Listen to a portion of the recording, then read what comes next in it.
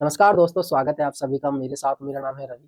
दोस्तों, आप में से बहुत सारे लोग मुझसे आरआरबी जेईई की नोटिफिकेशन आने के बाद जुड़े हैं, ठीक है? और उन्होंने मेरे को पहली बार इस बोर्ड के आगे देखा होगा, क्योंकि अभी तक मैं जो वीडियो बना रहा था ऐसे ही बना रहा था।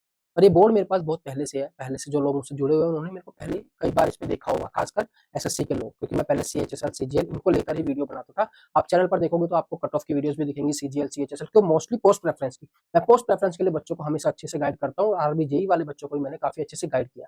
सीएचएसएल 2023 की मैंने बहुत अच्छी पोस्ट प्रेफरेंस की वीडियो बनाई थी और बच्चों के मेरे पास अभी भी मैसेज आ रहे हैं कि सर 2024 की भी बनाओ, ठीक है? तो वो थोड़ा-सा पॉसिबल नहीं है इस बार बनाना। बाकी हम धीरे-धीरे बात करेंगे सारी चीज़ों के ऊपर कि किन-किन चीज़ों के ऊपर कट ऑफ डिपेंड करती है। इस वीडियो में मैं आपको कट ऑफ बिल्कुल नहीं बताऊँगा। मैं बस आपको एक अंदाज़ा दूँगा कि उसके आस-पास आपका स्कोर है तो आप सीबीटी 2 की तैयारी कर दो। क्योंकि अभी जो मेरे पास मैसेज आ रहे हैं सब बच्चे यही पूछ रहे हैं कि सर हमने इतने अटेम्प्ट किए हैं, इतने गलत हो सकते हैं, क्या मैं सीबीटी 2 की तैयारी करूँ या नहीं? इस वीडियो को एक बार देख लेना पूरा लास्ट तक, आप समझ पाओगे कि करनी है या नहीं करनी। ठीक है? बाकी 2-3 दिन और रुक जाओ। 2-3 दिन के अंदर आप वो चीज़ें पढ़ लो जो आपने पहले पढ़ी थी। मान लो मैथ्स हो गया, रीजनिंग हो गया, ये सीबीटी 2 में भी आएगी, जनरल साइंस हो गया, ये सीबीटी 2 में भी आएगी। इनको पढ़ लो, जो आपने पढ़ा है उसको रिवाइज़ कर लो। टेक्निकल में जो आपने पहले पढ़ा होगा, मान लो कि जब नोटिफिकेशन आया था तो आपने टेक्निकल को भी थोड़ा बहुत पढ़ा होगा, उसको पढ़ लो। लेकिन कुछ कोर्स मत खरीदना इस बीच के अंदर, जब तक आंसर की ना आ जाए, आपको अपने मार्क्स ना पता चल जाए, ठीक है? उसके बाद ही मैं अच्छे से बात कर पाऊंगा कट ऑफ के ऊपर, क्योंकि तब हमें पता चल जाएगा कौन सी शिफ्ट आसान है, कौन सी मुश्किल है, कितना एवरेज स्कोर बन रहा है। सारा डेटा हमारे सामने होगा। अभी हवा में बातें करने से कोई फायदा नहीं है। पर किन चीजों के ऊपर कट ऑफ डिपेंड करती है, ये चीजें मैं आपको एक बार समझाना चाहूंगा। पहली चीज होती है वैकेंसी। वैकेंसीज के ऊपर बहुत ज्यादा डिपेंड करती है कट ऑफ। अब जैसे कि इस चीज को आप इससे समझ सकते हो कि 2024 में कितनी वैकेंसीज आई है, हमारे पास 7,951 वैकेंसीज आई है। नोटिफिकेशन में मेंशन है कि 15 गुना बच्चों को बुलाया जाएगा, मतलब लगभग 1,20,000 बच्चों को जो है सीबीटी 2 के लिए बुलाया जाएगा। और वहीं हम 2019 की बात करें तो 13,487 वैकेंसीज थी, 15 गुना बच्चों को बुलाया तो लगभग 2,02,000 बच्चों को बुलाया। तो यहाँ पर डिफरेंस कितना आ रहा है? लगभग 80,000 बच्चों का डिफरेंस आ रहा है। मतलब कि 80,000 बच्चे जो है सीबीटी 2 के लिए कम सिलेक्ट होंगे एज कम्पेयर टू 2019, उस टाइम जो वैकेंसी आई थी, ठीक है? तो इस 80,000 से बहुत ज्यादा फर्क पड़ेगा, इससे कट ऑफ थोड़ी सी बढ़ेगी। कि एक फैक्टर ये हुआ। दूसरी चीज दूसरी चीज आती है हमारी क्या? डिपार्टमेंट। अब इस चीज को ध्यान से समझना, ये कोई सीजीएल की तरह या सीएचएसएल की तरह एक कट ऑफ नहीं आती है यहाँ पर। यहाँ पर जितने पोस्ट के लिए आपने फॉर्म को फिल किया, जितनी पोस्ट फिल करी है, सब पोस्ट की अलग अलग कट ऑफ आती है। हर डिपार्टमेंट की अलग आती है। मान लो वर्कशॉप हो गया, सीएनडब्ल्यू हो गया, टीआरडी हो गया, ट्रैक मशीन हो गया, सबकी अलग अलग कट ऑफ आएगी, ठीक है? और ये चीज आपको पता होनी चाहिए। अगर आपने सीबीटी 2 1 का एग्जाम दिया, इतनी नॉलेज आपको होगी। और ये सारी चीज मैं बता चुका हूँ। और आप इस चीज को इससे भी देख सकते हो। यहाँ पर जो आपको एक कट दिखेगी, एक मैंने पूरी कट ऑफ को कंपाइल किया हुआ है यहाँ पर। तो यहाँ पर आपको अपने हर जोन की कट ऑफ मिल जाएगी 2018 की। ये खुद से पीडीएफ बनाई है, किसी से मैंने ली नहीं है। अब इसको देखकर वीडियो को कई लोग इसको यूज कर सकते हैं। यहाँ पर एक जगह पे आपको सारे जोन की कट ऑफ मिल जाएगी। आप देखोगे कि यहाँ पर क्या हो रहा है ना, यहाँ पर हर एक, आई होप आपको नजर आ रहा होगा, कितनी क्लैरिटी होगी। हर एक जो कैटेगरी की अलग अलग कट ऑफ गई है। मतलब उसकी कैटेगरी जो पोस्ट उन्होंने कोड बना रखे हैं। और unreserved, SC, ST, OBC, ESM सबकी कट ऑफ अलग गई है। ईडब्ल्यूएस नहीं है, क्योंकि उस टाइम ईडब्ल्यूएस नहीं था, इस बार होगा, ठीक है? यहाँ पर एक चीज देखना, आपको शुरू की जो 3-4 पोस्ट है, यहाँ पर आपको कट ऑफ जो है कम दिखेगी, ठीक है? यहाँ पर आपको कट ऑफ जो है, चल क्यों नहीं रहा, 14 नंबर था। 1 से लेके 14 के बीच में कोई भी पोस्ट होगी तो उसकी कट ऑफ कम होगी। क्यों? क्योंकि ये सिविल की वैकेंसी है और सिविल की वैकेंसी ज्यादा होती है तो कट ऑफ कम गई थी। उसके बाद 15 से लेकर नीचे तक जितनी भी पोस्ट है उन सबकी कट ऑफ आपको ज्यादा मिलेगी, क्योंकि उसके अंदर इलेक्ट्रिकल, मैकेनिकल, इलेक्ट्रॉनिक्स वो सारे बच्चे आ जाएंगे। क्लियर हुआ? आई होप ये चीज अच्छे से क्लियर हो गई होगी। थोड़ी सी और बड़ी कर देता हूँ मैं इसको। तो देखो इस तरह से ये पीडीएफ मैं आपको प्रोवाइड कर दूंगा टेलीग्राम पे, जाके अभी ज्वाइन कर लो। पहले भी प्रोवाइड की हुई है, इस बार भी प्रोवाइड कर दूंगा। यहाँ पे हर एक की कट ऑफ जो है अलग अलग जाती है। तो ऐसा नहीं है कि आपके अगर मार्क्स से बहुत कम बन रहे हैं तो आप सीबीटी 2 ना दें।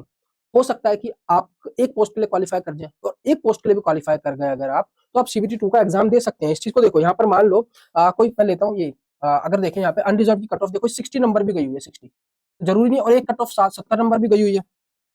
एक कट ऑफ आपकी 70 नंबर भी गई हुई है यहाँ पर, और एक कट ऑफ 60 नंबर, एक नंबर कट ऑफ 55 भी गई हुई है। अब देखो 55, जिसके 56 नंबर आए हैं वो भी सीबीटी 2 एग्जाम देगा, क्योंकि वो एक कट ऑफ के लिए तो क्वालिफाई कर गया। सिविल की बात कर रहा हूँ यहाँ पे, ठीक है? जरूरी नहीं है कि 70 जो कट ऑफ जा रही है उतने मार्क्स आपके होने चाहिए। तो अगर आपके मार्क्स थोड़े कम भी आ रहे हैं तो आपको ज्यादा घबराना नहीं है, आप मे भी सीबीटी 2 का एग्जाम दे सकते हैं, ठीक है? वहां पर होगा क्या, इस चीज को एक बार समझ लेते हैं। देखो इस तरह से रहेंगी चीजें। देखो, मान लो कि आपके 72 मार्क्स बने, ठीक है? आप 4 पोस्ट के लिए आपने फॉर्म को फिल किया है, मान लो, ठीक है? अब एक पोस्ट में आपके नंबर आ गए 76, एक में आ गए 73, एक में आ गए 70, एक में आ गए 69। तो आप जो है सीबीटी 2 के लिए क्वालिफाई हो गए। किस पोस्ट के लिए? इस पोस्ट के लिए 72, नहीं नहीं सॉरी, इस पोस्ट के लिए नहीं, इन दोनों पोस्ट के लिए, क्योंकि इनकी कट ऑफ को आपने क्लियर कर लिया, लेकिन इन दोनों पोस्ट से आप बाहर हो गए। अब आप सीबीटी 2 का एग्जाम दे सकते हैं, और कोई अलग एग्जाम नहीं होगा, नॉर्मल एक एग्जाम होगा सभी का, जो इन पोस्ट पे क्वालिफाई कर रहा है और जो इन चारों पे कर रहा है, सबके लिए, ठीक है? लेकिन जो फाइनल रिजल्ट आएगा उसके अंदर आपको सिर्फ इन दोनों पोस्ट पे कंसीडर किया जाएगा, इन पे आपको नॉट कंसीडर किया जाएगा। चाहे आपकी कट ऑफ इन दोनों से ज्यादा आ जाए सीबीटी 2 में, लेकिन आप सीबीटी 1 में बाहर हो गए तो आपको कंसीडर सिर्फ इन्हीं 2 पोस्ट के लिए किया जाएगा, इनके लिए नहीं किया जाएगा। आई होप ये चीज समझ आ गई होगी, और अगर अभी भी समझ नहीं आई है तो ये वाली वीडियो देख लो मेरे चैनल पे जाकर, या आप जाओगे वीडियोस के सेक्शन में मेरे चैनल पे, तो यहाँ पर आपको एक वीडियो दिखाई देगी कि किस तरह से जो है आपका सिलेक्शन का प्रोसेस वर्क करता है, आरआरबी जेईई सिलेक्शन का प्रोसेस कैसे वर्क करता है। वहां पे मैंने आपको एग्जांपल के साथ हर पोस्ट की कट ऑफ दिखाई हुई है चंडीगढ़ जोन की, जहां से मैंने फॉर्म फिल किया था।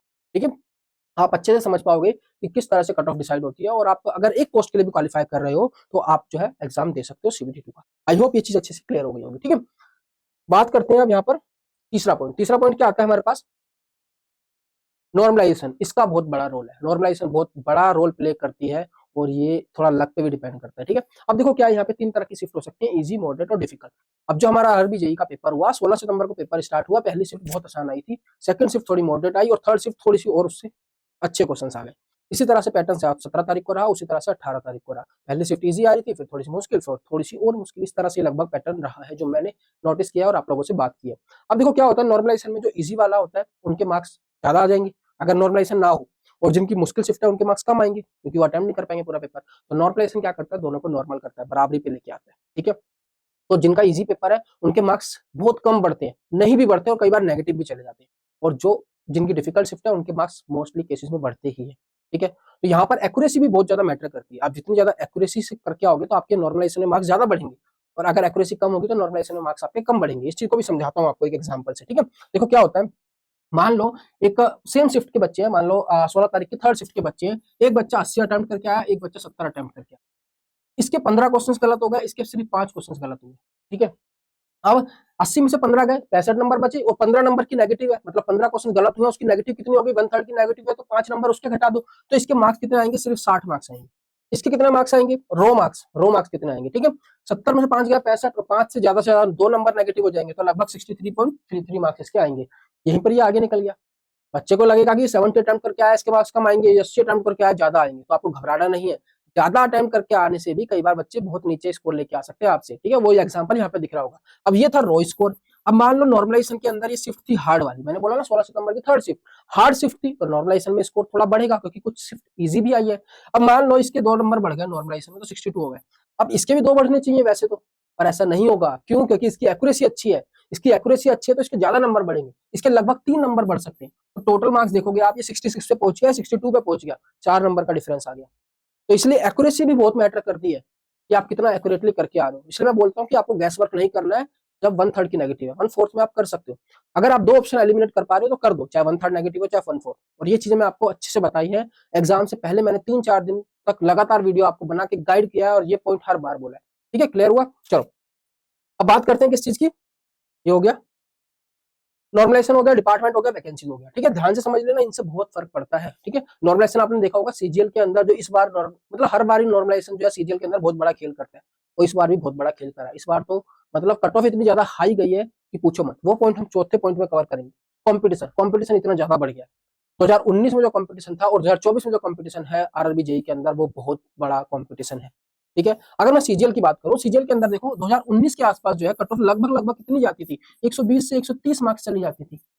और अब 2024 के अंदर सीजीएल की कट ऑफ कितनी गई पता है, 153 मार्क्स। जो लोग इससे जुड़े हुए हैं ना उनको पता होगा। और आप में से आरआरबी जेईई की ये मत सोचना कि सीजीएल के बच्चे आपका एग्जाम नहीं देके आए।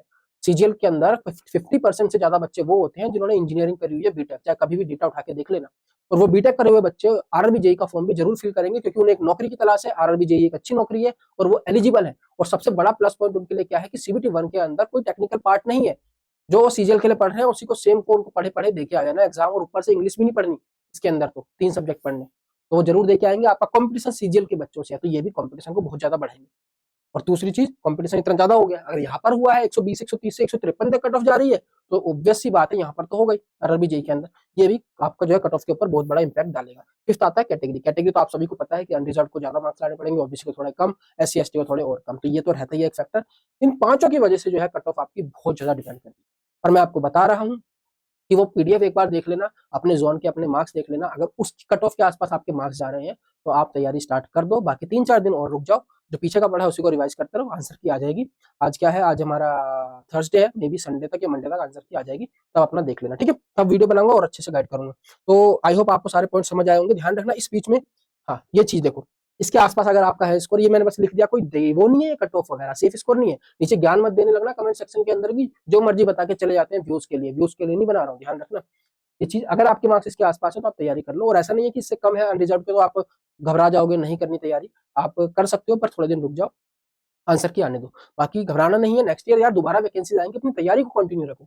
नेक्स्ट ईयर आपको सोचना ही ना पड़े कि मेरी कट ऑफ से ज्यादा नंबर आएंगे या नहीं, आपको इस लेवल की तैयारी करनी है कि नेक्स्ट टाइम तो आप फोड़ के ही आओगे, ठीक है।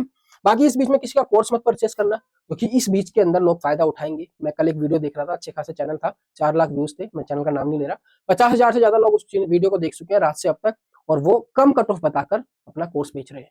तो कोर्स मत खरीदना अभी, पहले अपना आंसर की आने दो, उसके बाद बात करेंगे कट ऑफ के ऊपर। और किसका कोर्स लेना है वो भी मैंने आपको बताया हुआ उस वाली वीडियो के अंदर, जो मैंने आपको स्ट्रेटजी की वीडियो यहाँ पर बना के दिखाई हुई है। देखो स्ट्रेटजी की वीडियो होगी यहाँ पर, ये परफेक्ट स्ट्रेटजी, इस वीडियो को देख लेना। मैंने CBT 2 का किसका कोर्स लेना, मैंने जहां से पढ़ा था, एक नंबर का कोर्स है भाई साहब, पढ़ लोगे ना मजे आ जाएंगे। बाकी आप यहाँ पे 3-4 वीडियो और देख सकते हैं, माई जर्नी देख सकते हैं, मैं अपने सारा कुछ मैंने इसके अंदर बताया हुआ, कितने मेरे CBT 1 में मार्क्स आए, कितने CBT 2 में, कितना नॉर्मलाइजेशन हुआ। उसके अलावा ये वाली वीडियो जरूर देखना, और एक JEE DVN मेडिकल की वीडियो भी आप देख सकते हो, काफी आपको इन चीजों से फायदा हो जाएगा, ठीक है। किसका कोर्स मत परचेस करना। और लास्ट चीज, आप मुझसे ज्वाइन कर सकते हो, मुझे maths by Ravi sir Instagram ID, आप कोई भी मेरे को वहाँ पे मैसेज करो, मैं सबका रिप्लाई करता हूँ, थोड़ा लेट हो सकता है, और वहाँ पर आपको दिखाऊंगा किसी दिन, यार इतने बड़े बड़े लोग मैसेज करते हैं, फिर भी मैं पढ़ता हूँ और रिप्लाई करता हूँ, इसीलिए कि आप बस अच्छा कर पाओ और आप एक जॉब ले पाओ, ठीक है। बाकी टेलीग्राम पे आप मेरे से जुड़ सकते हैं, अनलर्निंग पाठशाला, ध्यान रखना डबल एल लगाना, यहाँ पे सिंगल एल लगाओगे तो दूसरा चैनल खुल जाएगा, वो भी मेरा ही था, वो इसी वजह से उसको स्किप करना पड़ा, नया बनाना पड़ा। तो इस चैनल से आपको सारी अपडेट्स मिलती रहेंगी, और ये PDF भी मैं आपको प्रोवाइड कर दूंगा, और खुद PDF बनाई है, इसमें बहुत मेहनत लगी है, और वीडियो को बनाने में भी बहुत मेहनत लग रही है। तो हो सके तो वीडियो को लाइक कर देना, शेयर कर देना, और अपने दोस्तों के साथ शेयर करके थोड़ा सा मतलब सपोर्ट करना यार, क्योंकि चैनल थोड़ा सा ग्रो होगा तो मैं और अच्छे से आपको गाइड कर पाऊंगा, क्लियर। बाकी मिलता हूँ आपसे अगले वीडियो में, धन्यवाद दोस्तों, जय हिंद।